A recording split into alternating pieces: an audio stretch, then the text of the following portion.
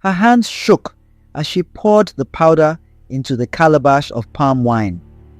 A second ago, they had been laughing together, leaning close as sisters do, and now her fingers trembled over the drink, a fine dust slipping from her palm into the warm, fragrant wine.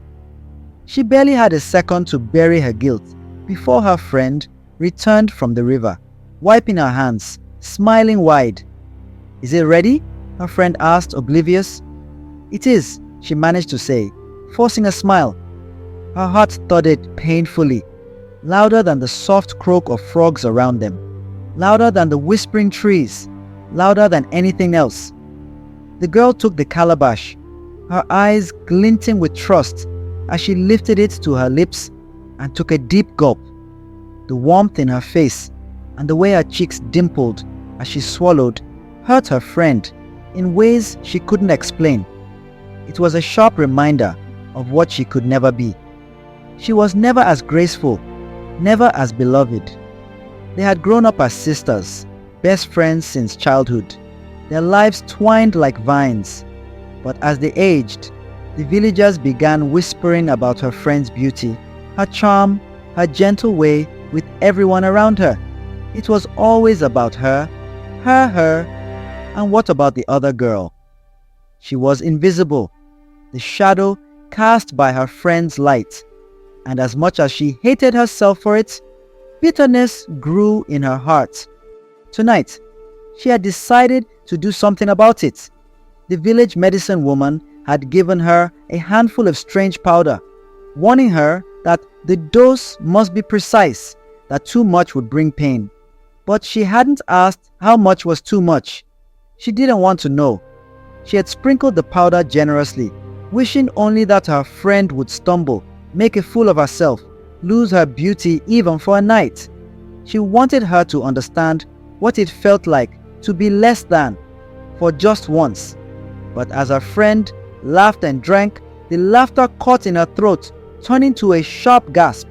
Her eyes widened, hands clawing at her chest, and her knees buckled. She looked up, confusion and betrayal flashing across her face. She tried to speak, but only a strangled sound escaped her. The jealous friend froze, horror settling into her bones. She watched her best friend collapse to the ground, her voice barely a whimper. She hadn't meant for this. She hadn't, but it was too late. Hello friends, I want to tell you the story of Anwulika and Ujunwa.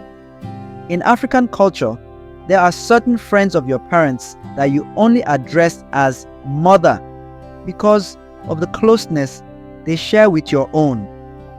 Anwulika's mother and Ujunwa's mother were like that, inseparable, calling themselves sisters, even though they weren't related by blood. They grew up in the same village, best friends from childhood, and when they married, they each married men who were friends as well.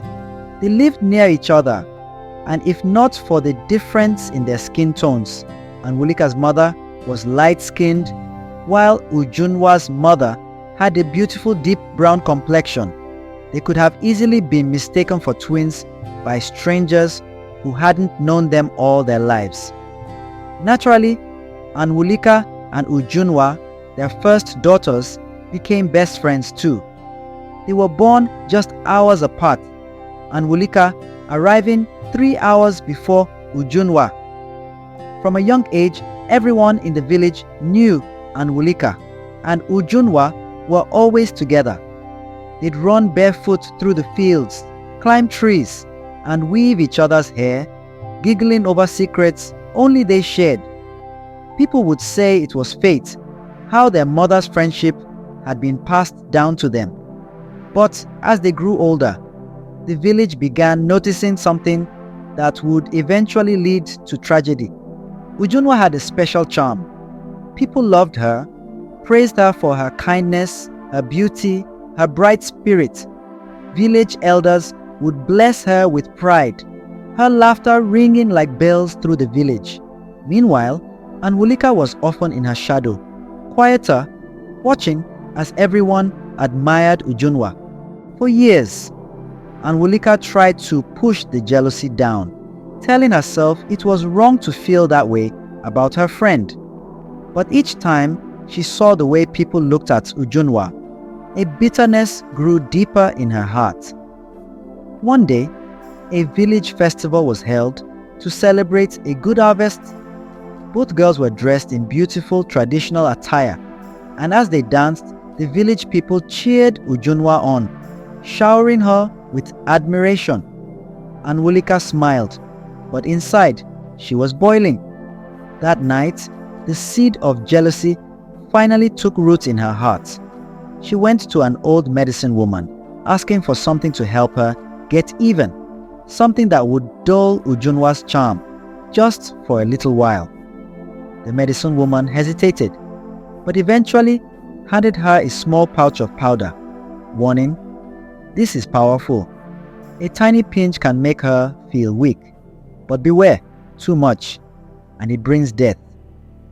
Ignoring the warning, Anwulika mixed the powder into Ujunwa's drink at the next gathering, hoping to see her stumble, lose a bit of the charm everyone seemed so enchanted by.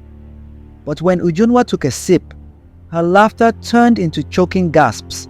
She grabbed at her throat, her eyes wide, desperately searching her friend's face for help. And in that terrible moment, Anwulika froze, unable to do anything but watch as her friend's life faded away. The village mourned Ujunwa deeply, and the pain on her mother's face was like a wound that wouldn't heal. Anwulika was never the same after that. She carried the guilt in silence, haunted by the memory of her friend's pleading eyes. The friendship that should have lasted a lifetime was destroyed by jealousy that took just a single night to unleash. What Anwulika didn't know was that Ujunwa had been blessed by the gods even before her birth, chosen for a special purpose in the village. Her charm, her kindness, her beauty, all were gifts from the God of beauty, who guarded her spirit and watched over her from the heavens. Ujunwa's death left this divine assignment unfulfilled, and the gods were enraged, especially the God of beauty. When Ujunwa's spirit arrived in the land of the ancestors, the God of beauty saw the jealousy that had cut her life short. Furious at the betrayal, the god placed a powerful curse on Anwulika. The curse was simple, yet devastating. From this day forward, the god declared, Anwulika will be marked. She will never be beautiful enough for the man who will truly love her. Instead, she will only attract those who will mistreat her, who will bring her pain instead of comfort. With this curse, Anwulika's life took a dark turn.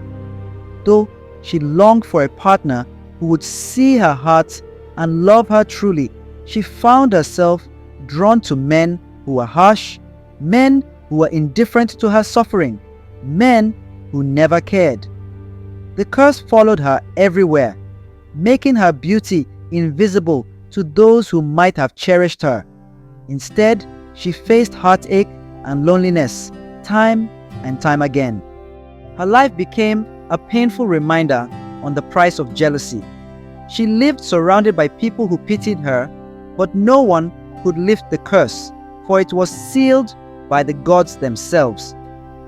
Anwulika carried the weight of her betrayal like a shadow, along with the curse placed upon her by the gods. She told no one of what she'd done, and the village people assumed Ujunwa's sudden death was a tragic mystery, a life ended too soon by illness or fate. Anwulika lived on, a secret heavy in her heart, haunted by memories of her friend's last moments and the curse that now tainted her life. Over the years, she became known as the village's senior spinster. Despite her skill in trading fine, costly fabrics which brought her a steady income, she remained alone. The vibrant patterns and luxurious clothes she sold only seemed to deepen her loneliness as she watched other women wear them with joy at weddings and celebrations she could never join. Men did come into Anwulika's life, drawn by her craft or her quiet beauty. But each time, it was the same. Those who showed interest were unkind, treating her with impatience or disregard, bringing her little but sorrow. She longed to find someone who could see beyond her pain, but the god's curse was merciless. The men she attracted saw only the worst in her, quick to anger, quick to blame. As the years passed, she found herself often at the edge of gatherings, watching the laughter of others from a distance. Her friends married, raised children, and lived lives full of love and family. Anwulika, meanwhile, became a figure of quiet sadness in the village, respected for her craft, but marked by loneliness. On a cool, calm day, Obi, a trader from the city, strolled into the village marketplace. He was well known for traveling from one village to the next, gathering the finest fabrics for his city clients. His reputation as a successful businessman preceded him, and he had a sharp eye for quality. Naturally, he found himself at Anwulika's stall, as hers was known to hold the most exquisite, costly cloth in the entire village. Anwulika had grown used to city traders and customers drawn by her fabrics, but something about Obi felt different. He admired her work, running his fingers over the fine patterns and colors with genuine appreciation, and complimented her on her skill in choosing the best quality. But his gaze lingered on her longer than most. He asked questions not only about her fabrics, but about her life, her family, and her dreams. For the first time in a long while, Anwulika felt a spark of hope. Obi seemed captivated, not just by her wares, but by her spirit. He admired her tenacity, her quiet beauty, and the way she managed her trade with grace. She could see a kindness in him that seemed different from the others she'd known, and she wondered if, perhaps, he was the answer to the loneliness that had haunted her. In time, their meetings became more than just business. Obi would linger after their transactions, laughing with her, asking about her day, or simply sitting beside her stall as she worked. She began to look forward to his visits, feeling warmth return to her heart. Slowly, a relationship blossomed.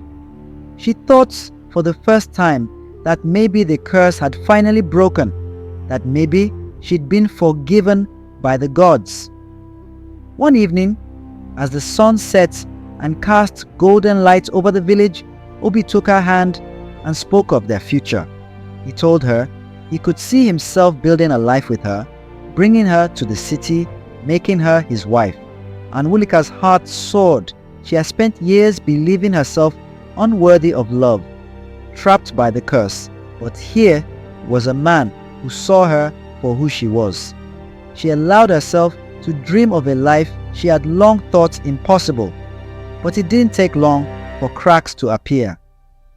A few weeks later, Obi's tone began to change. He grew distant, critical, questioning her choices, belittling her dreams. Small arguments turned into harsh words, and his once gentle gaze turned cold. He started to speak to her with impatience, telling her that she was lucky he was even considering her for a wife, that a woman her age, her situation, should be grateful for any attention at all. Each word struck her like a blow, chipping away at the joy she'd so briefly held. Anwulika realized with a sinking heart that the curse wasn't broken. The god's punishment was still upon her, and Obi was no different from the others who had come before. Her dreams of love and happiness crumbled once more, replaced by the familiar ache of rejection and mistreatment. And just like that, the senior spinster of Kolu village had lost yet another eligible bachelor. People couldn't help but talk, as they always did. Some spoke behind her back, whispering that maybe she was cursed, that her past relationships had never worked out because something was simply off about her. A few showed genuine sympathy, offering comforting words when they saw her in the marketplace.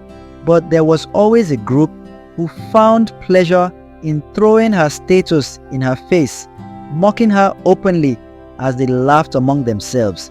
It was in the midst of this scrutiny that Chidi, the local palm wine tapper, started getting friendly with Anwulika.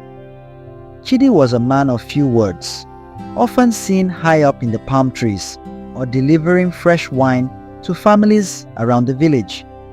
For as long as anyone could remember, he'd been a quiet figure, the kind who kept to himself, rarely stirring up trouble.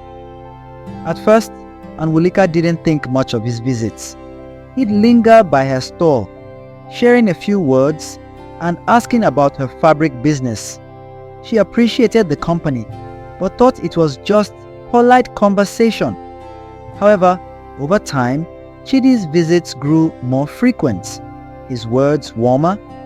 What began as casual exchanges turned into discussions about life, about companionship, about the desire for stability and family.